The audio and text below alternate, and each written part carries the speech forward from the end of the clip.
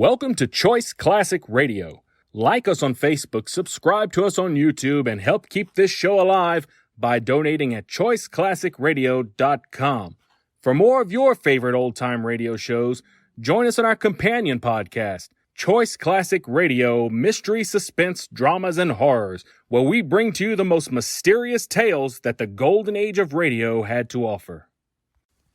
And now, with 677 episodes made, airing on the Mutual Broadcast Network from 1937 to 1954, we bring to you The Shadow.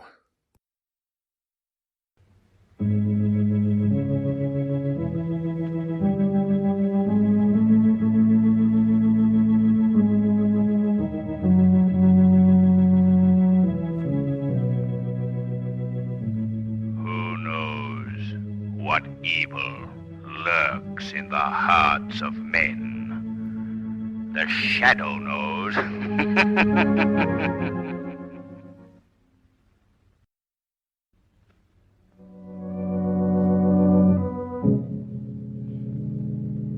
The Shadow, mysterious character who aids the forces of law and order, is in reality Lamont Cranston, wealthy young man about town. The Shadow uses his hypnotic power to cloud men's minds so that they cannot see him.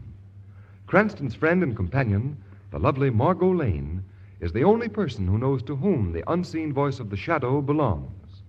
Today's story, Sandhog Murders.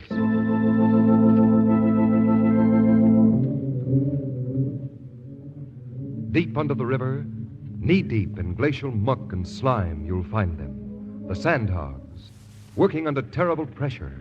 Pressure beating against their eardrums. Pressure forcing little nitrogen bubbles into their bloodstreams. Pressure that causes death. Pressure that keeps the river out of the tunnel that men are building under the river. 100 feet under the river. How far did we go on that last shot? 27 inches, boss. Tighten those jacks next to the shield. Okay, boss. Here, Rodsky speaking. Time? Okay.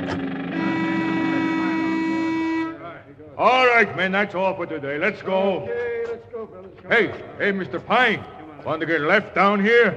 Oh, I'm sorry. I was so interested. You better come along and get in the decompression chamber. I say, I hate to admit this, but, well, I feel sick. I can hardly move my head. Well, that's the same complaint from all visitors to our little rabbit hole. Just give me your arm. Thank you. There we are. Come on, into the decompression chamber. Get the move on, all of you. I'm glad this shift is over with. Quit your beef and you get your pay regular, don't you? Yeah, what do you... Okay, decompress. Decompression. Mr. Pine, you know what could happen to you if you got left behind? No. Ever been in a pressure tunnel before? No, I haven't. Well, it ain't no picnic ground, mister. You ever hear of the bends? It's some kind of sickness, isn't it? It ain't no reducing exercise. I'll tell the world it's sickness.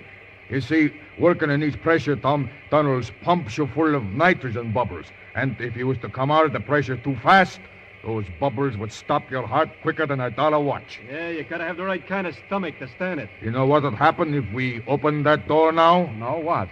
We'd all pop like punctured balloons. The pressure's got to go down slow like.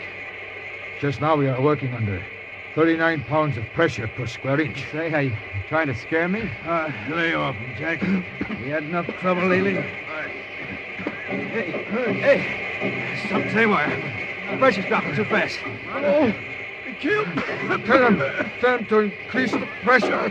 Too late. Too late. We're done.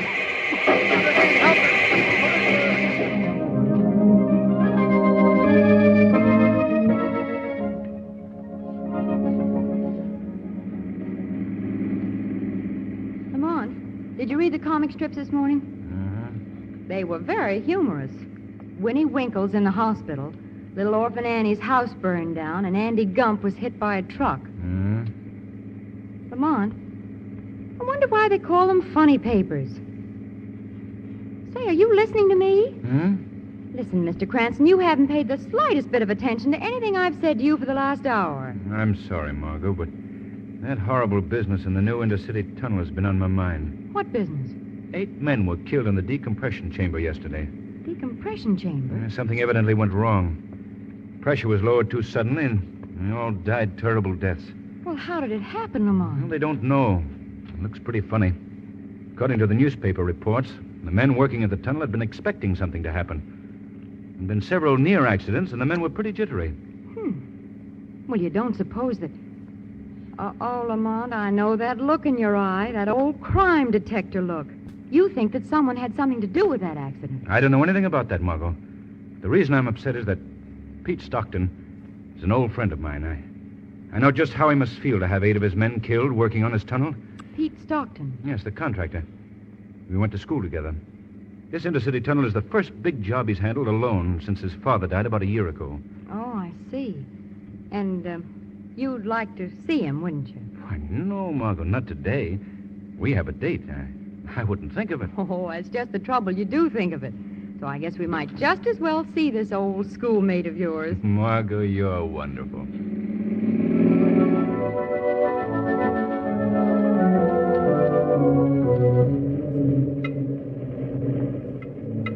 But about those men who died in the decompression chamber, Pete, how do you explain that? I can't explain it, Lamont. There's been so much trouble around here on this job, and then to have this terrible thing happen. Well, it'll never happen to me again. Well, what do you mean? I'm quitting. I never wanted this tunnel work. I was just doing it for Dad's sake. Well, he's dead now. Joe Brandley and other contractors agreed to take the whole thing off my hands. Quitting? Yes.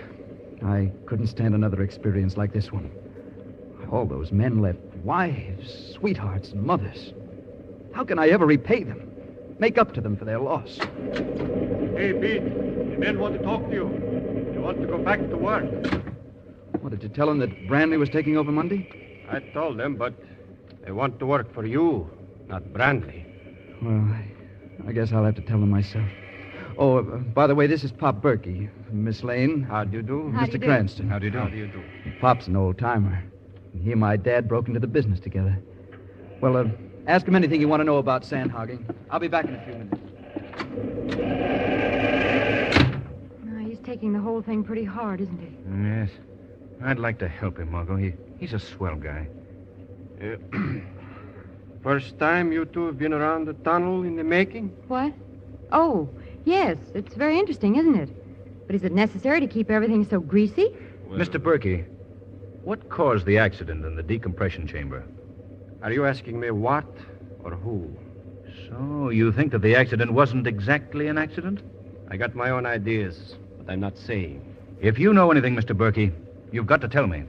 Well, now, supposing you were in the contracting business, and another contractor beat you out on a big job, an important job. Wouldn't you try a couple of little things to get the job back? You call the murder of 8 men little things? Maybe you didn't want to kill the men in the decompression chamber. Maybe you just wanted to scare them so they'd be afraid to work for your rival. But to take a chance with men's lives. Lady, you don't know Joe Brandley. Joe Brandley? The man who's taking over the contract from Stockton? Yeah, and a dirtier man would be impossible to find. He wouldn't stop at anything. Looks like he won out pretty easy, don't it? Pete's turning the contract over to him Monday. Well, he hasn't won yet. Pop Berkey, if you see anything suspicious happening around here, I want you to call me immediately. You understand? Right. Come along, Margot. We'll stop that fella Brandley. Margot, I think the Shadow is going to pay a call on a certain Mr. Brandley.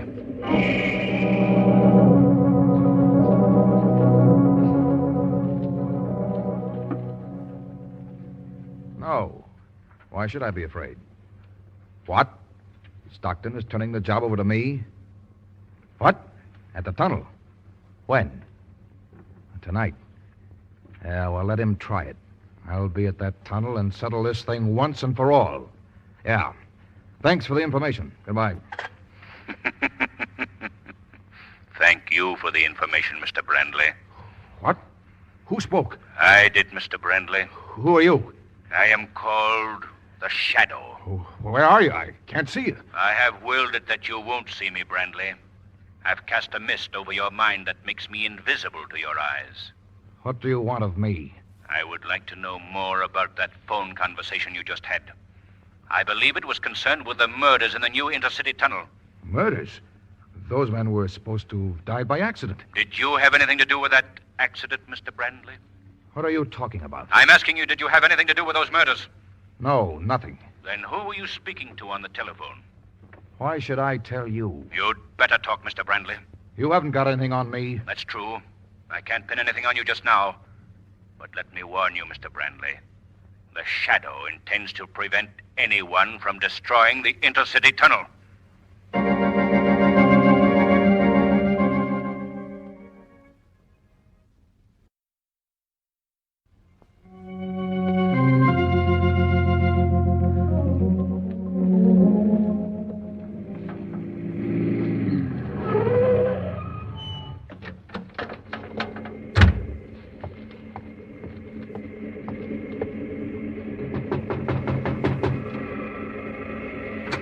Who's there? Oh, it's you, Mr. Cranston.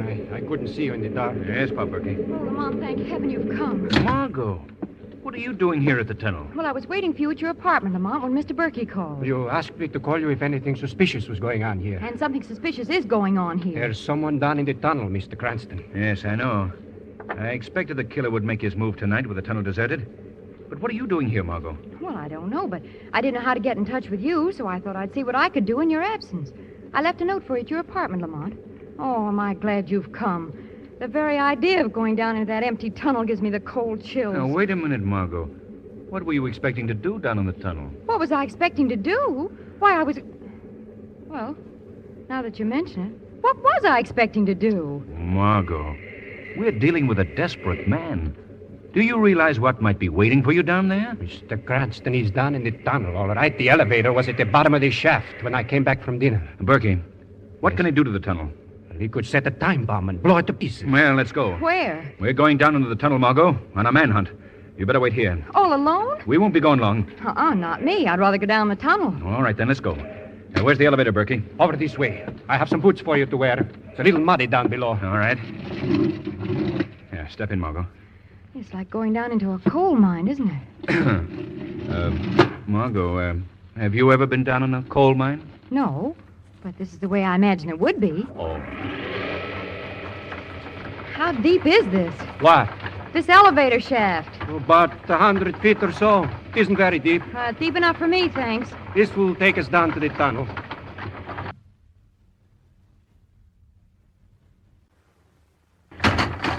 What happened? We've arrived, Margot. That's all. That's enough. All right, step out. Look out for the mud and water. Better walk on the planks. Wait a minute. Flash your light around, Berkey. No, no one here. All right, lead on, Berkey. It's a gloomy-looking place, isn't it? Sort of scary, too. You're just outside the tunnel now. All right, step in, Margot. Is this the tunnel? Not yet, lady. This is the decompression chamber. Oh, yes, the what? I'm not going in that thing. It was the only way we can get into the tunnel, Margot. Well, isn't that the place where those men were... Say, I don't think I'm going to like this. Come on, Margot. It's too late to back out now. Well, I'll get in, but it's under protest. Okay, Berkey. Shut the door. What's that hissing sound? That means that air is being pumped into this chamber. We're going under pressure. No, I don't like it. Your ears hurt, huh? It's the pressure. You'll get used to it. I don't intend to get used to it. It's necessary, Margot. You see, we've got to adjust the pressure in our bodies to the pressure in the tunnel before we can enter it.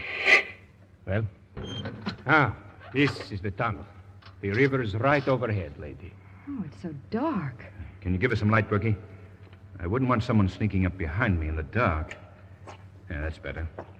Goodness, it's muddy down here. Now what, Mr. Berkey? Now we'll take a look around. Knowing you, Lamont, certainly gets me into the darndest places. You're not sorry, are you? No, but I do wish Hey, that... look. I'm going back to the decompression chamber to see that whoever it is don't try to slip out while you're looking toward the center of the tunnel. That's a good idea. We'll go on ahead. Come on, Margot. Lamont, do you think that was such a good idea? What? Sending him back to guard the exit. Suppose whoever it is down here overpowers him and locks us in. Don't be silly, Margot. That couldn't happen. Berkey's no... The lights, they've gone out. Berkey! Berkey, what's wrong? Berkey! Come on, Margot. We've got to get out of here. I can't see anything, Lamont. I can't run in the dark. Over this way, Margot. Here, give me a hand. All right. Here's the door. Let us out of here! Berkey! Berkey! I don't think he can help us now. Well, what are we going to do? I guess we'll have to wait until someone comes and lets us out. That's a pleasant thought.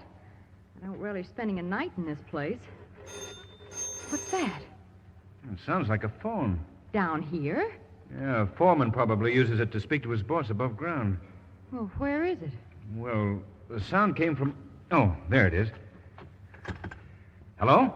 Well, Mr. Cranston, I guess this'll teach you not to poke your nose into something that doesn't concern you. Who is this? Makes no difference now, Mr. Cranston. You're gonna die. You hear me? Die. Brandley, listen to me. I don't care about myself. But surely you won't do this to a woman. Sorry I can't oblige you, but she's got to go, too. Now I'm gonna step up the pressure in the tunnel till your eardrums crack. Up it'll go until the whole tunnel will explode, just like a punctured balloon. The river will rush in, and you'll be drowned like rats in a trap. Hello? Hello? Oh, he's hung up. What is it, Lamont? Oh, the lights. The lights are on again. Margot, I've got something to say to you, and it's not going to be easy. Yes, Lamont? This is the end for us. We're going to die here in this hole, Margot. Lamont, I'm not afraid to die. Margot, all I can say is I know now that I've been right about you. Thanks, Lamont. Is it Brandley? I don't know, Margot. I think so. Lamont, what's that? I'm afraid he's going to carry out his threat. He's going to increase the pressure till it blows this tunnel to bits. Well, if this is to be the last few minutes I'm going to spend on this earth, I'm at least going to be gay about it. I'm not going out with a frown on my face. And a very lovely face it is, too, Margot. Why, Lamont, do you realize it's practically the first compliment you've ever paid me? Well, it just proves what a stuffy guy I've been. Oh, a pretty swell guy, if anyone should ask. There's never been a dull moment on our merry-go-round. We have had great times together, haven't we? I wouldn't trade them for anything, Lamont. Oh, Lamont. Oh, my ears hurt. My head. Yeah. I know, Margot. Pressure's going up very rapidly. I guess he wants to finish us off in a hurry. Oh, it's so warm and damp down here. Yeah. Pressure must be up pretty high now. We won't have long to wait. The air's getting so misty. Margot. What is it, Lamont? Margot. The minute that weak part of the tunnel up there, the part that hasn't been reinforced, is going to give way. The river's going to rush in. If we climb up this framework here, we'll be able to hold out longer. Well, what difference will that make? I don't know, Margot, but come on. Let's climb. All right, Lamont. If it'll make you any happier. Here. Give me a hand. I'll help you. Come on. Lamont, help! Help us! Look out! There it goes!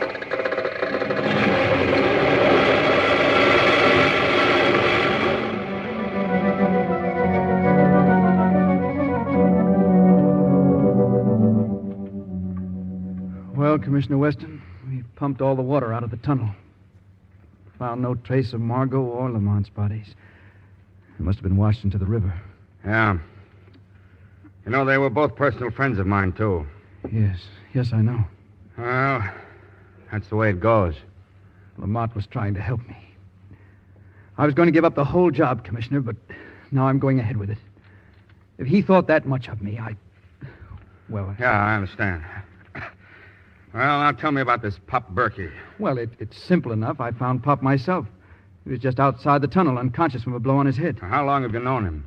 Well, he and my dad broke into sandhogging together.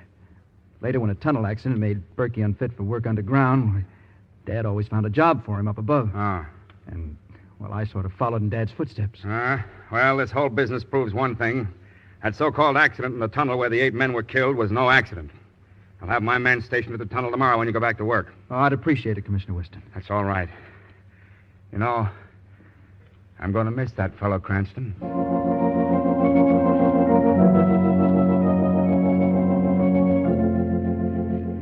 Stockton, do you mind if I stay here a while and look this room over? No, not at all, Commissioner Weston. I've got to go down below in the tunnel and talk to the men. If anything happens this time... Nothing's going to happen, Mr. Stockton. Not while I'm here. Good luck, son. Good luck. Yeah, thanks. Commissioner Weston. Huh? What? It's the Shadow, Commissioner. The Shadow. Well, my friend, what are you doing here? I'm here to help you catch the murderer. That's what you're here for, isn't it? Yes, sure, but who is he? Softly, Commissioner, softly. You wouldn't want to scare our murderer away, would you? Is he here? Very close now. In just a moment, he'll come into this room. This is what he's been waiting for. You see, the lives of the men in the tunnel depend on the proper functioning of the pump machinery here.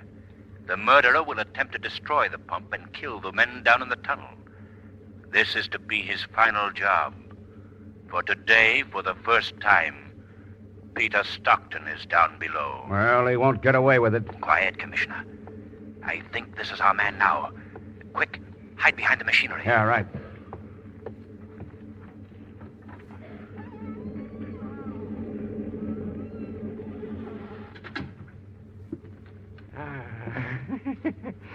Here it is.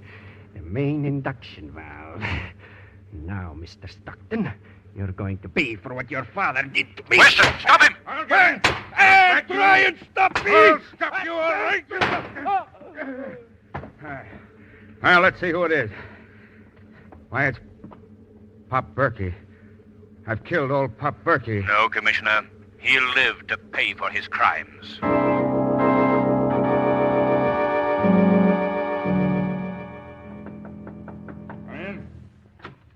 Hello, Commissioner. We've come to be witnesses. Now, wait. What? Cranston and you, Miss Lane. I thought you were... Yes, I know, Commissioner, but well, we're not. I'll...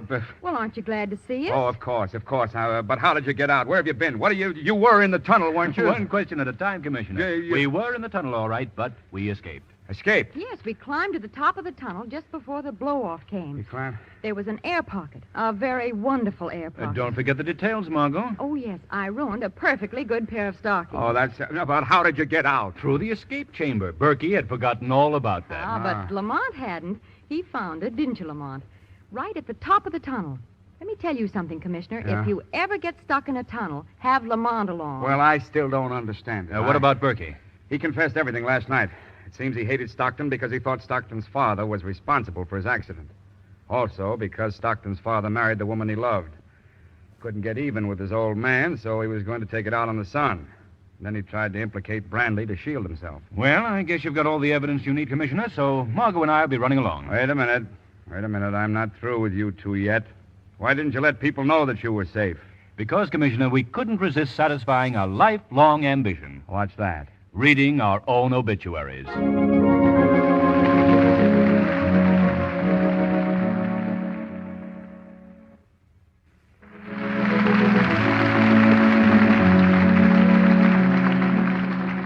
Today's program is based on a story copyrighted by the Shadow magazine. The characters, names, places, and plot are fictitious. Any similarity to persons living or dead is purely coincidental. The Shadow magazine is on sale at your local newsstand.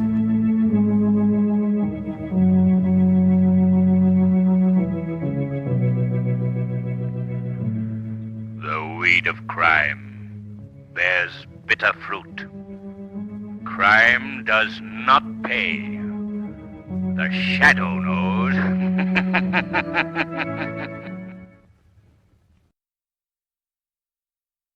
That concludes today's episode. We'd like to thank you and remind you to donate at choiceclassicradio.com. Remember, your donations make episodes like this possible.